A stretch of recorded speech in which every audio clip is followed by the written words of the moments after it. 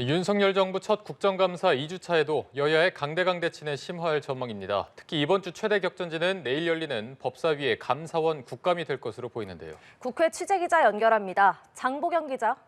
네, 지난주 시작된 윤석열 정부 첫 국정감사, 이번 주에는 그 충돌 수위가 더 격화할 전망입니다.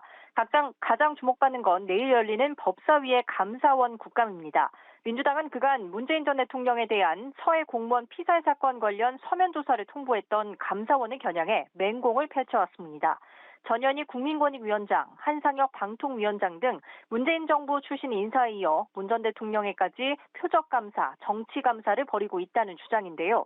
특히 유병호 감사원 사무총장이 이관섭 대통령실 국정기획수석에 보낸 문자메시지가 공개된 만큼 지금의 감사원은 독립성이 훼손됐다면서 대통령실 유착 의혹에 한층 불을 지필 전망입니다. 반면 국민의힘은 문 전 대통령의 서면 조사 거부를 비판하는 동시에 성역은 없다며 엄호에 나설 것으로 전망됩니다. 국민의힘은 지난주에도 문 전 대통령의 태도를 거론하며 왕조 시대에 사는 듯하다고 비판한 바 있는데요. 감사원이 필요한 조치를 취한 것을 놓고 과잉 반응을 보인다는 겁니다. 13일 열리는 정무위 국감에서는 전현희 국민권익위원장 거취를 놓고 강하게 문제 삼으면서 대표적 알박기 인사로 공세 수위를 끌어올릴 것으로 보입니다. 북한의 잇따른 탄도미사일 발사와 제7차 핵실험 움직임 등 한반도 안보 위기가 고조된 가운데 현안이 많은 외교 안보 분야에선 2주 연속 현 정부와 전 정부의 책임을 따지는 공방이 빚어질 전망입니다. 과기위와 산자위 국감에서는 윤 대통령 해외 순방 비속어 논란 보도가 재차 쟁점에 오를 수 있습니다.